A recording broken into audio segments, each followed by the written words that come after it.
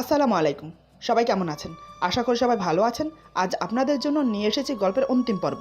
আশা করি গল্পটি আপনাদের ভালো লাগবে। তাহলে চলুন শুরু করা যাক। আজ হঠাৎ এতটা চেঞ্জ কিভাবে? আমি কাপড় চেঞ্জ করে নিচে গিয়ে ওদের সাথে বসলাম। আমি গিয়ে বসতেই হিমু হঠাৎ উঠে এসে আমার পাশে বসতে গিয়ে আমার কোলে বসে পড়ে। এটা দেখে আমার সাথে সাথে ওরাও অবাক হয়ে যায়। আমি তো লজ্জায় মাথা নিচু করে আছি। এটা কি হলো? হিমু তৎক্ষণাৎ আমার কোল থেকে উঠে পাশে বসে। হিমু বলে, সরি, আসলে আমি খেয়াল করিনি। এদিকে ওর বান্ধবীরা সবাই মিটিমিটি হাসছে ওর কাণ্ড দেখে। আমি কি বলবো সেটাই বুঝতে পারছি না। হিমু লজ্জায় মাথা নিচু করে আছে। এমনটা হবে সেও ভাবতে পারেনি। আমি পরিবেশটা হালকা করার জন্য প্রথমে কথা বললাম, তা আপনাদের পড়াশোনা কেমন চলছে? রোকসানা বলে, আলহামদুলিল্লাহ ভালোই চলছে। তারপর এভাবে আরো কিছুক্ষণ কথা বললাম। দেখতে দেখতে রাত 7টা বেজে গেল। আনিতা বলে, রাত হয়ে গেছে, আমরা এখন আসি। হিমু বলার আগে আমি বললাম, রাত হয়েছে তাতে কি হয়েছে, আজ বরং আপনারা এখানে থেকে যান। রোকসানা বলে, না ভাইয়া, এমনিতে অনেক রাত হয়ে গেছে, মা বাবা চিন্তা করবে, অন্য একদিন না হয় এসে থাকবো। আমি বললাম, জোর করব না, চলুন আপনাদেরকে পৌঁছে দিয়ে আসি। দিয়া বলে, সত্যি ভাইয়া আপনি দিয়ে আসবেন? তাহলে তো ভালোই হয়। এটা শুনে হিমুর হিংসে হলো, কারণ দিয়া আমাকে পছন্দ করে, সেটা সে নিজের মুখেই বলেছে। হঠাৎ হিমু উঠে বলে, আমিও যাব, মানে ওদেরকে ড্রপ করতে। আজ হিমুর কি হয়েছে? ও এমন করছে কেন? আমি কিছু বললাম না। তারপর আমরা সবাই মিলে গাড়িতে গিয়ে বসলাম। আজ হিমু আমার পাশে বসেছে। গাড়িতে বসার পর গাড়ি স্টার্ট করে দিলাম। গাড়ি চলতে চলতে আমাদের মাঝে অনেক কথা হতে লাগলো। ওরা তিনজন আমাকে এটা সেটা জিজ্ঞেস করতে লাগলো। আমিও তার উত্তর দিতে লাগলাম। আমিও তাদেরকে এটা সেটা জিজ্ঞেস করছি, তারাও আমাকে উত্তর দিচ্ছে। এদিকে হিমুর সাথে আমিও কথা বলছি না, ওরাও কথা বলছে না। হিমুও কোনো কথা বলছে না, কিন্তু আমাদের কথা শুনে শুনে রাগে ফুঁসছে। একে একে ওদের সবাইকে ওদের বাড়িতে ড্রপ করে দিলাম। হিমু আমার পাশে মুখ গোমরা করে বসে আছে। আমি বললাম, কি ব্যাপার, তোমার আবার কি হলো, এভাবে মুখ গোমরা করে বসে আছো যে? হিমু বলে, কিছু হয়নি। আমি বললাম, কিছু তো হয়েছে, যার জন্য মন আপসেট করে বসে আছো, আমাকে বলা যায় না কি হয়েছে? হঠাৎ হিমু বলে, আমার বান্ধবীদের মধ্যে কাকে আপনার পছন্দ হয়েছে? হিমুর প্রশ্ন শুনে আমি তো ভেবাচাকা খেয়ে গেলাম। হঠাৎ এ প্রশ্ন কেন করলো? আমি বললাম, এ কেমন কথা, হঠাৎ এ প্রশ্ন কেন করলে? হিমু বলে, আমি তো দেখলাম যেভাবে হেসে হেসে কথা বলছেন, নিশ্চয় তাদেরকে আপনার পছন্দ হয়েছে। আমি বললাম, ও আচ্ছা, এবার বুঝলাম, বলতে গেলে তোমার বান্ধবীরা তিনজনই খুব সুন্দর। হিমু বলে, তার মানে আপনি তিনজনকেই পছন্দ করেছেন? আমি বললাম, আরে এখানে পছন্দ অপছন্দের কি আছে, কি ব্যাপার বলো তো, এমন আজব আজব প্রশ্ন করছো কেন, কি হয়েছে তোমার? হিমু বলে, বুঝি, আমি সব বুঝি। আমি বললাম, জানি না আজ তোমার কি হয়েছে, সন্ধ্যার পর বাসায় আসার পর থেকে তোমার আচরণে পরিবর্তন এসেছে, কেন এমন করছো সেটাই বুঝতে পারছি না।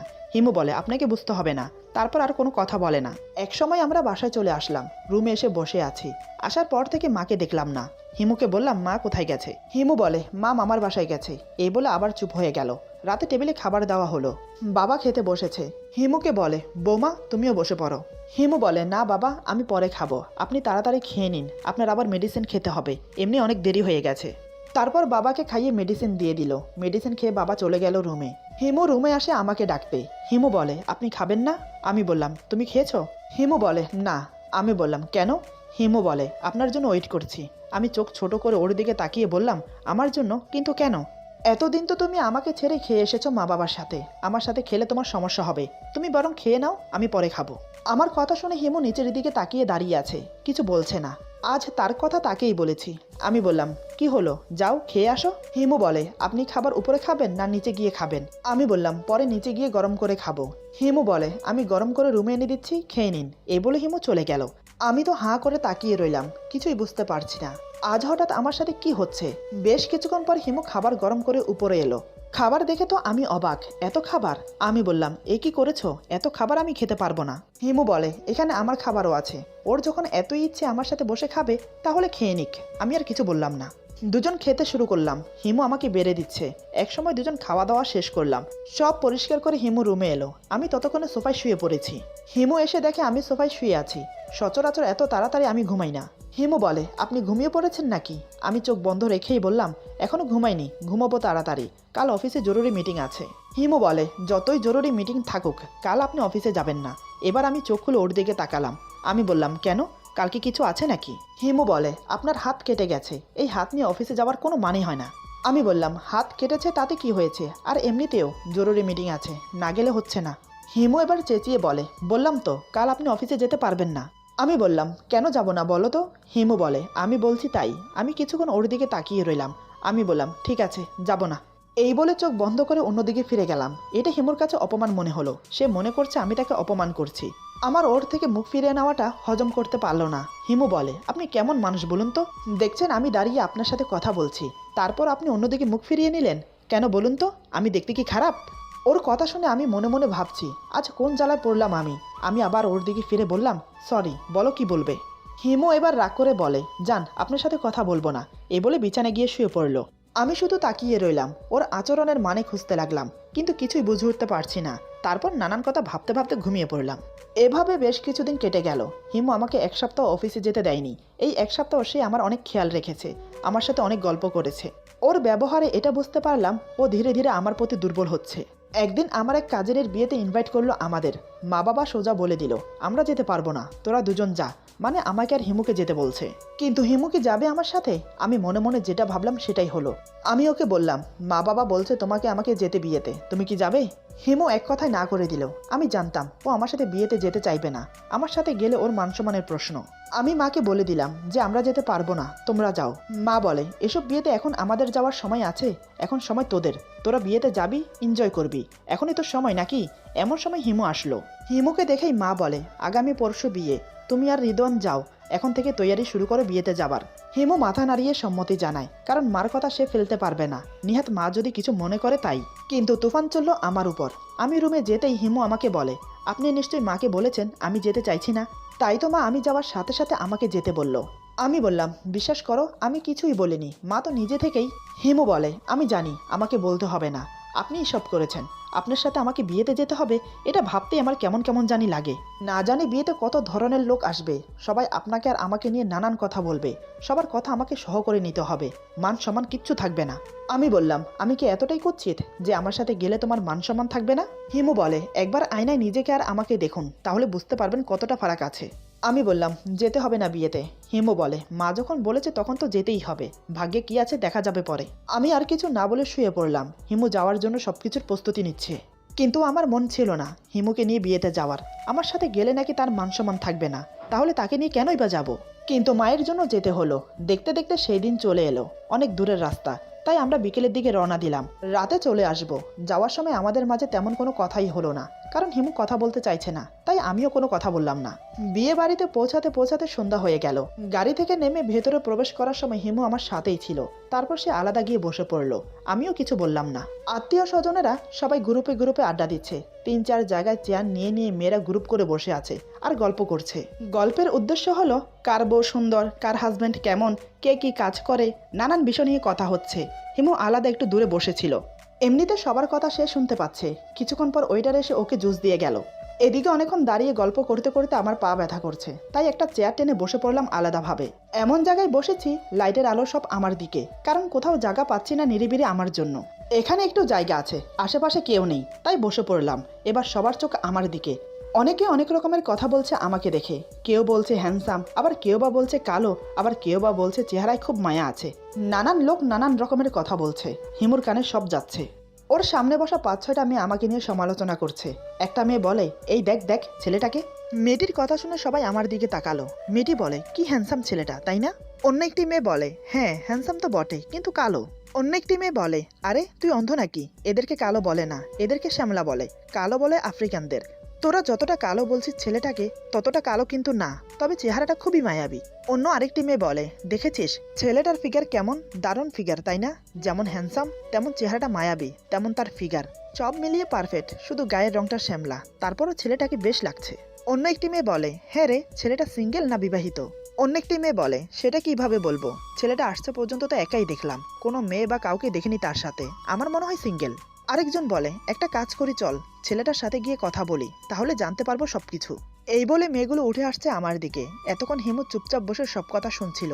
যখন দেখলো মেয়েগুলো আমার সাথে কথা বলতে চাচ্ছে, তখন সে ওয়েটারকে ডেকে বলে এই যে ভাইয়া শুনুন। ওয়েটার এসে বলে জি ম্যাডাম, কিছু কি লাগবে? হিমু আমাকে দেখিয়ে বলে ওই যে ওই লোকটাকে দেখছেন না, ওনাকে গিয়ে বলুন আমি ডাকছি। ওয়েটার আমার কাছে আসার আগে মেয়েগুলো আমার কাছে চলে আসে। একটা মেয়ে বলে হাই হ্যান্ডসাম। আমি তো আহাম্মকের মতো তাকিয়ে রইলাম, এখানে হ্যান্ডসাম কাকে দেখছে। আমি যখন চারিপাশে তাকাচ্ছি তখন মেয়েটি আবার বলে এই যে আপনাকেই বলছি। মেয়েটির কথা শুনে আমি দাঁড়িয়ে পড়লাম। আমি কিছু বলতে যাব তার আগে ওয়েটার এসে আমাকে বলে স্যার ওই যে ওই ম্যাডাম আপনাকে ডাকছে। ওয়েটারের কথা মতো আমি হিমুর দিকে তাকালাম, দেখি হিমু রাগিত দৃষ্টি নিয়ে আমার দিকে তাকিয়ে আছে। আমি মেয়েগুলোকে বললাম এক্সকিউজ মি, এই বলে সাইড কাটিয়ে হাতে জুস নিয়ে চলে এলাম। মেয়েগুলো আমার চলে যাওয়ার দিকে তাকিয়ে রইল। আমি হিমুর সামনে গিয়ে দাঁড়িয়ে বললাম, তুমি আমাকে ডেকেছো? তোমার কি কিছু লাগবে? হিমু আমার কথার উত্তর না দিয়ে মেয়েগুলোর দিকে তাকিয়ে আছে। মেয়েগুলো হিমুর দিকে তাকিয়ে আছে। হঠাৎ হিমু মেয়েগুলোকে দেখিয়ে আমার হাতে থাকা জুসটা নিয়ে খেতে লাগলো। আমি তো অবাক, কারণ এই জুসটা আমার এঁঠো করা, মানে আমি এই জুসের অর্ধেক খেয়েছি। আমি বললাম, আরে কি করছো? ওটা তো আমার। ততক্ষণে হিমু চুমুক দেওয়া শুরু করে দিয়েছে। আমি তো আশ্চর্য হয়ে তাকিয়ে আছি। পরে যদি জানতে পারে এটা আমার এঁঠো ছিল, তখন না জানি কি করবে। মেয়েগুলো অবাক হয়ে তাকিয়ে আছে। আমি তখনও দাঁড়িয়ে আছি হিমুর দিকে তাকিয়ে। আমাকে দাঁড়িয়ে থাকতে দেখে হিমু বলে, কি ব্যাপার, আপনি এভাবে দাঁড়িয়ে আছেন কেন? বসুন। আমি কিছু না বলে চুপচাপ বসে পড়লাম। মেয়েগুলো তখনও সেখানে দাঁড়িয়ে আমার দিকেই তাকিয়ে আছে। এটা যেন হিমুর সহ হচ্ছে না। হিমু বুঝতে পারলো এখানে যতক্ষণ থাকবে ততক্ষণ মেয়েগুলো আমাকে ঘুরবে। তার চেয়ে ভালো কোনো একটা অজুহাত দিয়ে এখান থেকে চলে যাওয়া। কিভাবে যাবে, কি বলবে সেটাই বুঝতে পারছে না। হঠাৎ ওর মাথায় একটা কুবুদ্ধি এলো। আমাকে এবং মেয়েগুলোকে অবাক করে দিয়ে হিমু উঠে দাঁড়াতে গিয়ে পড়ে গেল মাটিতে। আমি দেখে তৎক্ষণাৎ ওকে হাত বাড়িয়ে দিলাম। হিমু আমার হাত ধরে উঠতে চেষ্টা করলো, কিন্তু পারলো না। সে বলে, পাটা মনে হয় মচকে গেছে, এখন আমি উঠবো কিভাবে? আমি বললাম, তাহলে এখন কি করা যায়? হিমু বলে, আমার এখানে থাকতে ইচ্ছে করছে না, বাসায় যাব, আমাকে কোলে করে গাড়িতে নিয়ে চলুন। ওর কথা শুনে আমি চোখ বড় বড় করে ওর দিকে তাকিয়ে বললাম, কি, আমি কোলে করে নিয়ে যাব? হিমু এবার চেঁচিয়ে বলে, আপনি আমার কে হন? আমি বললাম, ইয়ে মানে। হিমু বলে, কি ইয়ে মানে করছেন? আচ্ছা ওটা বাদ দিন, আমি আপনার কি হই? আমি বললাম, আমার স্ত্রী। হিমু বলে, গলায় জোরে নেই, জোরে বলতে পারেন না? এবার আমি একটু জোরেই বললাম, এখানে জোরে বলার কি আছে, তুমি আমার স্ত্রী। হিমু বলে, তাহলে আমাকে কোলে করে গাড়িতে নিয়ে যান, আমার পায়ে ব্যথা করছে, তাড়াতাড়ি উঠান আমাকে। আমি ওকে কোলে তুলে নিলাম। হিমু আমার গলা জড়িয়ে ধরেছে। এদিকে হিমুকে নিয়ে যেতেই মেয়েরা সমালোচনা করছে। তারা সবাই অবাক হয়ে তাকিয়ে রইল। আসলে মেয়েরা স্বামীর ভাগ কাউকে দিতে চায় না, স্বামী যেমন কুচিত হোক না কেন। আমি হিমুকে নিয়ে গাড়ির সামনে যেতেই হিমু বলে, আমাকে নিচে নামান। আমি বললাম, তোমার পায়ে না ব্যথা? হিমু বলে, এত কথা বলছেন কেন? বলছি নিচে নামাতে। আমি ওকে নামিয়ে দিয়ে বললাম, আস্তে, আমাকে ধরে দাঁড়াও, নয়তো আবার পড়ে যাবে। হিমু বলে, আমি কি ছোট বাচ্চা নাকি যে পড়ে যাব? এ বলে সোজা হয়ে দাঁড়িয়ে শাড়ি ঠিক করতে লাগলো। তারপর আমাকে অবাক করে দিয়ে গাড়ির দরজা খুলে সামনে বসে পড়লো। কি সুন্দরভাবে হেঁটে গিয়ে বসে পড়লো গাড়িতে। আমি অবাক হয়ে বললাম, তোমার না পায়ে ব্যথা? একটু আগে না পা মুচকে পড়ে গেলে? হিমু বলে, না, আমার কোনো পায়ে ব্যথা নেই, এবার আসুন গাড়িতে উঠুন। তারপর মুচকি এসে বলে, ভালোই জব্দ করা গেছে, অন্যের বরের সাথে কথা বলার শখ একদম মিটিয়ে দিয়েছি। আমি জায়গাতেই বোকা বনে গেলাম, সেখানে দাঁড়িয়ে ওর দিকে তাকিয়ে রইলাম। হিমু বলে, অমন করে তাকিয়ে কি দেখছেন, আসুন গাড়িতে বসুন। আমি আর কিছু না বলে গাড়িতে গিয়ে বসলাম। ব্যাপারটা কি হলো কিছুই জানি না। গাড়িতে বসে গাড়ি স্টার্ট করে দিলাম। ধীরে ধীরে গাড়ির গতি বাড়তে লাগলো। প্রায় 15-20 মিনিট গাড়ি চালানোর পর আমি বললাম, একটা কথা বলার ছিল। হিমু বলে, কি কথা বলুন। আমি বললাম, তুমি আমার হাত থেকে যে জুসটা খেয়েছো সেটা আমার এঁঠো ছিল, মানে আমি তার থেকে অর্ধেক খেয়েছি। দেখো, আমি তোমাকে বলতে চেয়েছিলাম, কিন্তু তার আগেই তুমি খেয়ে ফেললে। হঠাৎ কেন এমন করলে সেটাই বুঝতে পারলাম না। আমি জানি আমার স্পর্শ তোমার ঘৃণা লাগে। এখন আমার এঁঠো খেয়ে নিশ্চয়ই তোমার খারাপ লাগছে, নিশ্চয়ই তোমার বমি আসছে, কোনো সমস্যা নেই। আমি গাড়ি থামাচ্ছি, বমি করে নাও, পারলে আমাকে ক্ষমা করে দিও। আজ তোমাকে স্পর্শ করেছি, ঘরে গিয়ে ভালো করে গোসল করে নিও। আমার কথা শুনে হিমু নিচের দিকে তাকিয়ে আছে, কোনো কথা বলছে না। আমি আরো কিছু দূর এসে নির্জন একটা জায়গা দেখে গাড়ি থামালাম। গাড়ি থেকে নেমে ওর পাশের দরজা খুলে দিলাম। আমি বললাম, এখানে নেমে পড়ো, কেউ কোথাও নেই, সমস্যা হবে না। আমি গাড়ির ডিকি থেকে পানি বের করছি। এই বলে আমি পানি নিয়ে আসলাম গাড়ির ডিকি থেকে। এসে দেখি হিমু তখনও বসে আছে। আমি বললাম, কি হলো, নামো, এই নাও পানি। এই বলে পানির বোতল এগিয়ে দিলাম। এবার হিমু আমার দিকে তাকালো চোখ তুলে। ওর চোখ দেখে তো আমি ভয় পেয়ে গেলাম। চোখ দুটো লাল হয়ে গেছে কান্না করতে করতে। কখন থেকে কান্না করছে কে জানে, পাশে বসে থাকা সত্ত্বেও একটুও টের পেলাম না। আমি বললাম, এই তুমি কান্না করছো কেন? প্লিজ কান্না বন্ধ করো, দেখো আমি জেনে বুঝে কিচ্ছু করিনি, সরি। আমাকে অবাক করে দিয়ে হিমু আমার বুকে মাথা ঠেকিয়ে আমার টি শার্ট খামচে ধরে জোরে কান্না করে দেয়। আমি পাথর হয়ে গেলাম ওর কান্না দেখে। কেন কান্না করছে সেটাই বুঝতে পারছি না। আমি একটু সাহস নিয়ে ওর মাথায় হাত রাখলাম। আমি বললাম, হিমু কি হয়েছে, তুমি কান্না করছো কেন? আমি কি কোনো অন্যায় করেছি? প্লিজ কান্না বন্ধ করে একটু কথা বলো, বলো তোমার কি হয়েছে। হিমু কান্না করতে করতে বলে, আই এম সরি, আমার ভুল হয়েছে, আমাকে ক্ষমা করে দিন।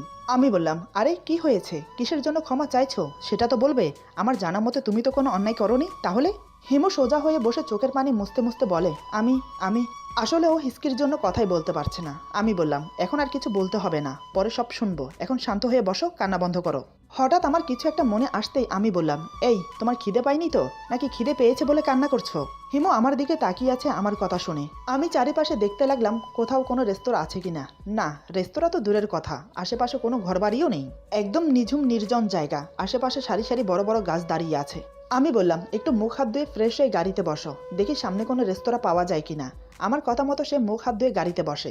আমিও গাড়িতে বসে গাড়ি স্টার্ট করে দিলাম। হিমু আমার দিকে তাকিয়ে মনে মনে বলে, গাধা একটা, আমি কি বলতে চাই সেটাও বুঝতে পারে না।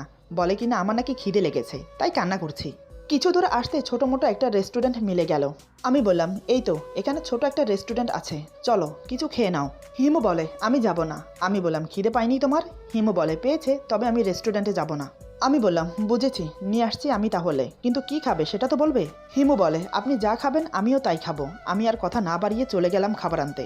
কিছুক্ষণ পর গরম গরম পরোটা, সাথে ভুনো গরুর মাংস, দুজনের জন্য 3টে করে 6টা ডিমের আমলেট, পানির বোতল আর 2টো কোকাকোলা নিয়ে আসলাম।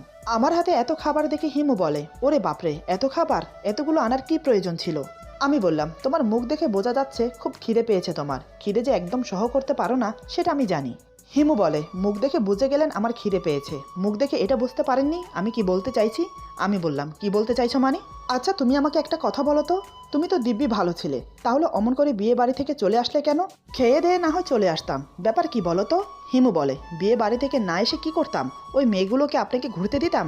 কিভাবে ড্যাব ড্যাব করে চেয়ে আছে, আবার সাহস কম না, উঠে গেছে কথা বলতে। পরের হাজব্যান্ডের সাথে কিসের কথা বলুন তো? আমার হাজব্যান্ড, আমি কথা বলবো, আমার যা মন চা তা করবো তার সাথে, অন্যরা কেন করবে?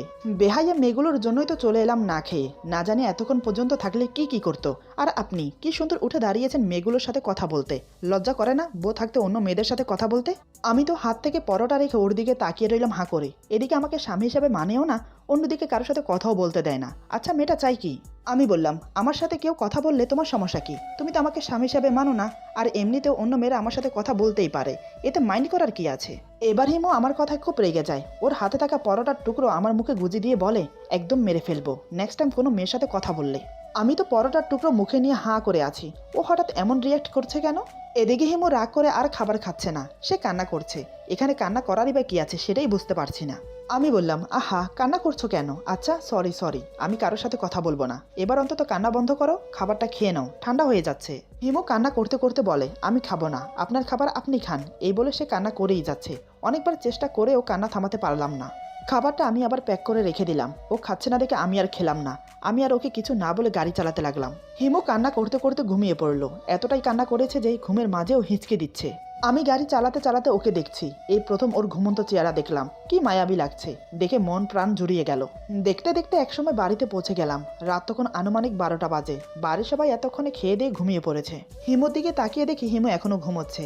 ইচ্ছে হলো না ডাকতে, তাই কোলে তুলে নিলাম। কোলে তুলে নিতেই সে জেগে উঠে আমার দিকে তাকায়, আমার চোখে চোখ রেখে গলা জড়িয়ে ধরে। ওর মুখ একদম আমার মুখের সামনে, একে অপরের নিঃশ্বাস দুজনেই অনুভব করতে পারছি। সে আবার চোখ বন্ধ করে আমার বুকে মাথা এলিয়ে দেয়। আমি ওকে কোলে করে রুমে নিয়ে গিয়ে বিছানায় শুয়ে দিলাম, কিন্তু হিমু আমার গলা জড়িয়ে আছে। আমি ওর দুই সাইডে হাতে ভর দিয়ে ওর মুখোমুখি ঝুঁকে আছি। হিমু আমার দিকে তাকিয়ে আছে। আমি খুব নরম সুরে বললাম, কি ব্যাপার, কিছু বলবে? হিমু ফ্যাল করে তাকিয়ে আছে। আমি বললাম, উঠে ফ্রেশ হয়ে নাও। এবার সে দুই দিকে মাথা নাড়ে, মানে সে ফ্রেশ হতে যাবে না। আমি বললাম, ঠিক আছে, তাহলে আমাকে ফ্রেশ হতে দাও। এবারও সে দুই দিকে মাথা নাড়ে, মানে আমাকেও ফ্রেশ হতে দেবে না। আমি বললাম, ঠিক আছে, ফ্রেশ হব না, কিন্তু ঘুমাতে তো যেতে পারি। এবারও সে দুই দিকে মাথা নাড়ে, মানে আমাকে ঘুমাতেও দেবে না। আমি বললাম, তাহলে কি করব? এবার আর কোনো কথা বলে না। আমি সেভাবেই ঝুঁকে আছি। আমি বললাম, আমাকে ছাড়ো। হিমু এবার আবার দুই দিকে মাথা নাড়ে, মানে সে আমাকে ছাড়বে না। এবার মনে হয় আমি কিছু আন্দাজ করতে পেরেছি ও কি চাইছে। আমি বললাম, বুঝতে পেরেছি, তুমি কি চাইছো। এই বলে আমি ওর পাশে শুয়ে পড়লাম। আমি শোয়ার সাথে সাথে হিমু আমার বুকে মুখ গুজে আমাকে জড়িয়ে ধরে। আমি ওর মাথাটা শক্ত করে আমার বুকের সাথে চেপে ধরি। এই অনুভূতিটা পাওয়ার জন্য কতটা ছটফট করেছি আমি। আমি ওর মুখ তুলে ধরে ওর ঠোঁটে আলতো করে একটা চুমু দিলাম। আমার চুমু খেয়ে এসে চোখ বন্ধ করে নেয়। ওর লাজুক মুখটা দেখে আমার আরো ভালোবাসতে ইচ্ছে করছে। আমি আদরে আদরে ওর পুরো মুখটা ভরিয়ে দিলাম। একসময় ওকে বুকে জড়িয়ে নিয়ে চোখ বন্ধ করে নিলাম। খুশিতে চোখের কোণ দিয়ে 2 ফোঁটা জল গড়িয়ে পড়লো আমার। ওর মাথায় একটা চুমু দিয়ে বললাম, এভাবে থাকো তুমি আমার বুকে, এত তাড়াতাড়ি আলাদা হইও না।